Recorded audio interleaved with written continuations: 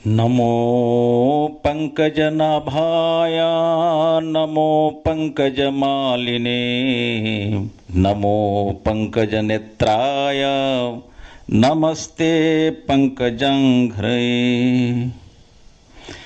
हरे कृष्ण भक्तों, आप सबका स्वागत है, आप सबका अभिनंदन और अभिवादन है।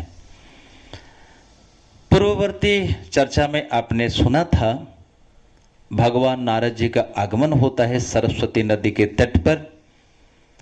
भगवान वेदव्यास विधि पूर्वक उनकी पूजा करते हैं और उन्हें निवेदन करते हैं हमारे उनके शोक का कारण क्या है, क्यों उनका चित्त अशांत था।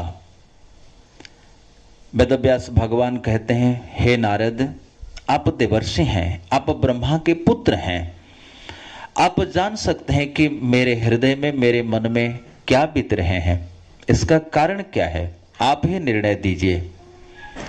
मित्रों, वेदव्यास भगवान ने जब नारद जी को गुरु के रूप में स्वीकार किया तो नारद जी तत्क्षण उन्हें उपदेश देते हैं, हे वेदव्यास, आपने बहुत कुछ किया है, परंतु एक कहावत है, जैसे तालाब में खोकर नदी में ढूंढना, ऐसा आपने किया है। नारद जी ने वेदव्यास से पूछा, हे वेदव्यास, आप ही बताइए आप क्या चाहते हैं। वेदव्यास ने कहा, मैं अंतःकरण की शांति चाहता हूं। अच्छा, शांति कहां मिलेगी? शांति भगवान के चरण कमलों में ही मिलेगी। ये तो बिल्कुल सत्य बात है, तो पक्की बात है।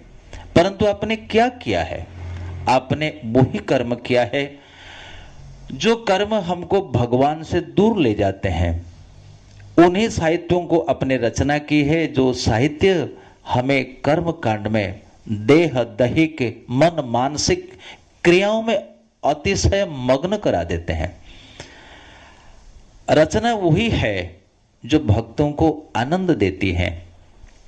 सबसे पहले नारद जी कहते हैं, जुगुप्सितम धर्म कृतेनु शासतः स्वभाव रक्तस्य महान व्यतिक्रमः यद्वाक्य तो धर्म इति तरो स्थित न मन्यते तस्य निवारणम जनः। जब कोई व्यक्ति, जब कोई साधक शिष्य गुरु को स्वीकार करता है, गुरु के चरणों में शरणागत होता है, उसी क्षण गुरु उनके दोषों को दिखा करके उनका मार्जन करने के लिए प्रयास करते हैं। ऐसा नहीं कि गुरु आपने ग्रहण किया और गुरु खूब शिष्य की प्रशंसा करने लगे। प्रशंसा से दोष दुर्गुण दूर नहीं होते। दोष दुर्गुण और अनीति अन्याय और शिष्य के अंतःकरण को आक्रमण करके उसको समाप्त करने के लिए प्रयास करते हैं। यहाँ एक उचित शिष्य, एक उचित गुरु, नारद जी जैसे गुरु एवं वेदव्यास जैसे महान शिष्य है। देखिए, सीधा सीधा नारद जी कहते हैं, जुगुप्सितम, आपने जो कर्म किया है बहुत अच्छा कर्म नहीं किया। संस्कृत में जुगुप्सित शब्द का अर्थ होता है निंदनीय, घृणित। इतना काम करने के उपरांत भी नारद जी वेदव्यास के कर्मों को कहते हैं जुगुप्सितम कर्म। क्यों? आपने समाज संबंधी, अपने देह संबंधी, अपने परिवार संबंधी अनेक अनेक नियमों का तो वर्णन किया है, शास्त्रानुष्ठान का तो वर्णन किया है, परंतु अंतःकरण जिससे प्रसन्न होगा उस सूत्र को आपने पूर्ण मात्रा में अर्थात अधिक भाव में वर्णन नहीं किया है। क्या है? वेदव्यास से नारद जी पूछते हैं, अच्छा वेदव्यास, ये बतलाइए आप क्या चाहते हैं? हम शांति चाहते हैं। वेदव्यास ने कहा, शांति किसको मिलेगी? शांति अंतःकरण को मिलेगी। अच्छा, शांति रहती कहाँ है? भगवान के चरणों में। बस आपके पास ये उत्तर है।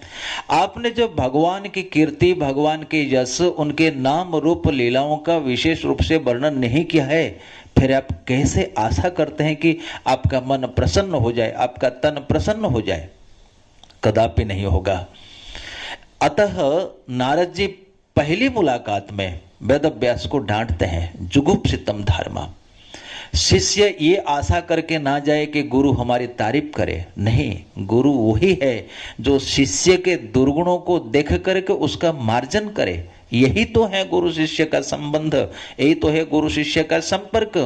ओम अज्ञान तिमिरांधस्य ज्ञानांजन शलाकया चक्षुर उन्मीलितम येन तस्मै श्री गुरवे नमः। हमारे हृदय में, हमारे मन में जो अज्ञान रूपी कचड़ा, जो अज्ञान रूपी अंधकार भरा हुआ है, सबसे पहले गुरु उसका मार्जन कर देते हैं। कोई बच्चा कटोरा लेकर के आता है, माँ से खीर मांगता है कि माँ मुझे थोड़ी खीर दे दो, परंतु माँ कहती है बेटा ये कटोरा तुम्हारा साफ नहीं है, इस कटोरे को साफ करके लाओ फिर मैं खीर दूंगी। अथवा माँ उस कटोरे को ले जाती है, उसको स्वयं साफ कर देती है एवं उसमें खीर भर करके, मीठी मीठी खीर भरकर अपने बेटे को, अपने पुत्र को, अपनी संतान को देती है। वो भी प्रसन्न होती है और वो उनके संतान, वो उनके पुत्र पुत्रियां, वो भी प्रसन्न होते हैं। ठीक उसी प्रकार जब कोई शिष्य शरणागत होता है, गुरु उसकी कमी को, उसके दोष को दिखाते हैं। सबसे पहले यहां पर कमी है, यहां संशोधन की आवश्यकता है। इसलिए नारद जी कहते हैं जुगुप्सितम धर्म कृतेनुशासतः, तुमने जिसको धर्म माना है, जो कर्तव्य माना है, संसार के लिए तुमने विधान किया है महाभारत में, पुराणों में, अष्टादश पुराणों में, परंतु उनमें अधिकतर कृष्ण का यश तुमने नहीं गाया है। संसार के कर्म कांडों का, संसार के नीति नियमों का तुमने वर्णन किया है। यही तो समस्या है, क्योंकि जो तुमने कहा है उसको तो लोग मानेंगे, जहां तुमने मना किया है उसको लोग नहीं मानेंगे। उदाहरण के रूप में आपने कहा प्रत्येक व्यक्ति को विवाह करना चाहिए, लेकिन किस प्रकार से विवाह करना चाहिए, कौन सी पद्धति है, किस प्रकार संस्कार करने से एक अच्छी संतान उत्पन्न हो, उसको व्यक्ति नहीं मानेंगे। अपने भोजन की पद्धति तो दे दी है, लेकिन एकादशी को उपवास आदि करना चाहिए, इस पद्धति भी अपने दी है, परंतु लोग इसको नहीं मानेंगे। यद्वाक्य तो धर्म इतितर स्थित न मन्यते तस्य निवारणम जना। आपने जहां जहां मना किया है उसको लोग नहीं मानेंगे, आपने जहां जहां कुछ किया है उसको लोग मानेंगे। इसको आप ऐसे एक उदाहरण से समझ सकते हैं। एक शिष्य एक गुरु के पास आया, उसकी एक बुरी आदत थी, एक बुरी लत थी, वो नशा करता था, कहीं बीड़ी सिगरेट आदि पीता था। गुरु के पास आया, गुरुजी ने कहा बेटा हमारे यहाँ 4 नियमों का पालन होता है। क्या 4 नियम है? गुरुजी ने कहा देखो, यदि तुम अध्यात्म मार्ग में आगे बढ़ना चाहते हो, तुमको 4 काम करने चाहिए। गुरुजी क्या 4 काम हैं? बोले तुमको नशा नहीं करना है, तुमको मांसाहार नहीं करना है, तुमको व्यभिचार नहीं करना है, तुमको जुआ सट्टा ये सब नहीं खेलना है। अच्छा ठीक है, परंतु शिष्य जब साधना में उतरता है, उन्होंने देखा बड़ी मुश्किल है, जो पुरानी आदत है वो छूटती नहीं है। उसने गुरु के चरणों में निवेदन किया। वो ईमानदार शिष्य था, लेकिन थोड़ी कम बुद्धि वाला था। उसने गुरु के चरणों में निवेदन किया, गुरुजी ये आदत छूटती नहीं है। तो गुरुजी ने कहा एक काम करो, संडे के शाम को 1 सिगरेट 1 बीड़ी पी लिया करो, बस उतना किसको मत बताना, तुमको ही मैं कहता हूं। ये कह करके गुरुजी किसी काम में चले गए। तो वो शिष्य बीड़ी पीता था संडे की शाम को। किसी दूसरे ने देख लिया, अच्छा तू क्यों पीता है? उन्होंने कहा गुरुजी ने हमें आज्ञा दी है। अच्छा आज्ञा दी है, तब तो गुरु आज्ञा बलवान है, हम भी पिएंगे। ये बात ऐसी फैल गई, संपूर्ण आश्रम में जितने शिष्य थे वो सब धूम्रपान, वो बीड़ी पीने लगे। जब गुरुजी आश्रम में आए और देखा कि इस प्रकार से कार्य हो रहा है, सभी नशापान कर रहे हैं, सभी धूम्रपान कर रहे थे, तो गुरुजी ने उसका कारण जिज्ञासा की, ये ऐसा कैसे हो गया? उनको पता चला जिस शिष्य को उन्होंने कहा था उस शिष्य ने इस बात को पूरे आश्रम में फैला दिया था। मित्रों समस्या यही है, गुरु जी की जो आज्ञा थी, ऐसा नहीं कि नशा करने के लिए उन्होंने आज्ञा दी थी। उन्होंने कहा था ठीक है तेरी आदत बहुत ही मजबूत, बहुत पुरानी है, इसलिए तू कर लिया कर। परंतु गुरु का उद्देश्य नहीं है कि उनको नशा करने के लिए उपदेश देना, नहीं। गुरु जी देख रहे थे कि चलो एक पी करके इनका अभ्यास छूट जाएगा, परंतु हुआ उल्टा। इसीलिए वेदव्यास आपने जिन कर्मों का विधान किया है, संसार के समाज के लिए विधान किया है, उसको तो लोग मान जाएंगे, परंतु आपने जो विधान किया है कि आपने जो मना किया है उसको लोग नहीं मानेंगे। जैसे हमने कहा विवाह के लिए कहा है, लेकिन विवाह करके किस प्रकार परिवार में रहा जाए, स्त्री के साथ किस प्रकार संबंध बनाया जाए, उसके बारे में जो जो उल्लेख है उसको व्यक्ति अनदेखा करता है, उसको नहीं मानता है। आपने कहा है कि व्यक्ति को भोजन करना चाहिए, पर क्या क्या भोजन करना चाहिए ये विधान भी आपने दिया है, कब कब भोजन नहीं करना चाहिए ये भी आपने कहा है, परंतु उसको व्यक्ति नहीं मानेगा इत्यादि। इसलिए नारद जी कहते हैं ये आपका महान दोष है।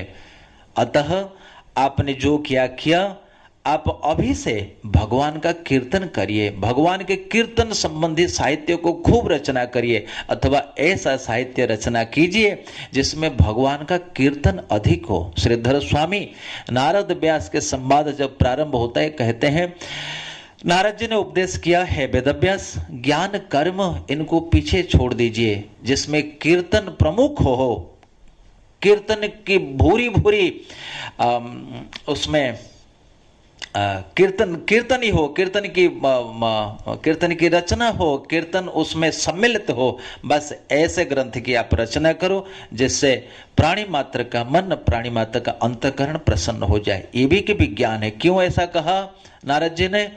क्योंकि अंतःकरण में हरि का निवास है। अंतःकरण सुख दुख का अनुभव करने में समर्थ होते हैं। यदि हम अंतःकरण में परमानंद चिन्मूर्ति परम सुख के स्वरूप श्री हरि की आराधना करने लगेंगे तो अंतःकरण में उचित सुख का अनुभव होने लगेगा। तब मन परम प्रसन्नता से भर जाएगा। हमारा मन तन आत्मा सदा के लिए प्रसन्न हो जाएंगे। इसी बात को नारद जी ने कहा, हे वेदव्यास, आप वही शास्त्र, वही रचना, वही उन्हीं ग्रंथों की रचना करो जिससे भगवान का कीर्तन विपुल मात्रा में हो, उसी से अंतःकरण की शुद्धि होगी। इसलिए मित्रों, गुरु का प्रथम आदेश, गुरु का प्रथम निषेध है कि संसार के समाज के कार्यों को तत्क्षण बंद कर दे एवं हरि कीर्तन में तत्क्षण अपने अंतःकरण को, अपने इंद्रियों को लगा ले। यही जीवन का सार है। सर्व विधि निषेधयो हो एतयोर एव किंकरः स्मर्तव्य सततम विष्णु न विस्मर्तव्यो कदाचित।